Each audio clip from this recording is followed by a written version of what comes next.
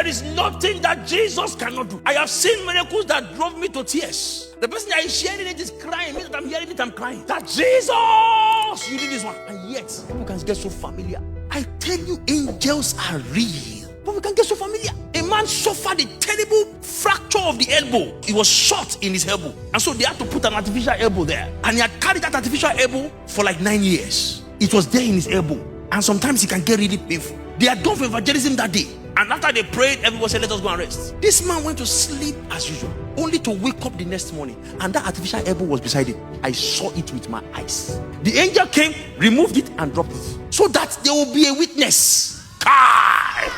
God is almighty. You have lost touch with the tangibility of God's power. You have to get back to this thing. Didn't angel open prison doors in Acts of Apostles? They are angelic visitations. When David stoned Goliath, because we didn't see it, the Bible says Goliath fell faceward. The way I read my Bible, I read it like drama. I said if a stone could hit Goliath, if a stone should hit Goliath enough to make him fall, it's the force of motion. Abi, if I ask people that study physics now, should be able to calculate this thing for us. That this stone hits his head like this. Why is Goliath falling faceward? Because an angel stood behind him and slammed him. He said, David, just throw. We just need some physical engagement. Something to point to that is human activity. Because there must be a super on the natural for you to be supernatural. Send him from the back. That guy fell down. David began to run. How did I know that angel already sat on Goliath? Because David now ran.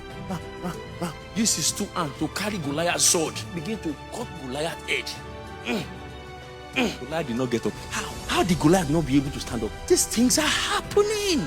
Sometimes he leads the entire disciples from the prison. They walk past the guards like this and they didn't see them.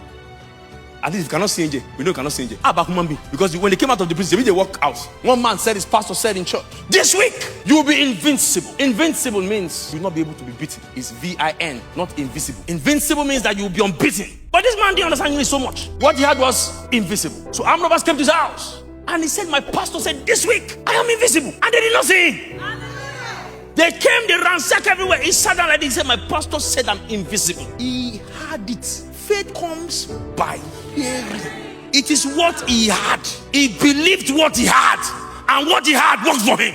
Unlimited God. All powerful. But we have the capacity to shrink in to the possibilities of our mind. What is your business that God cannot do? What's that your small business right? No matter how powerful God is, He cannot bypass your mind.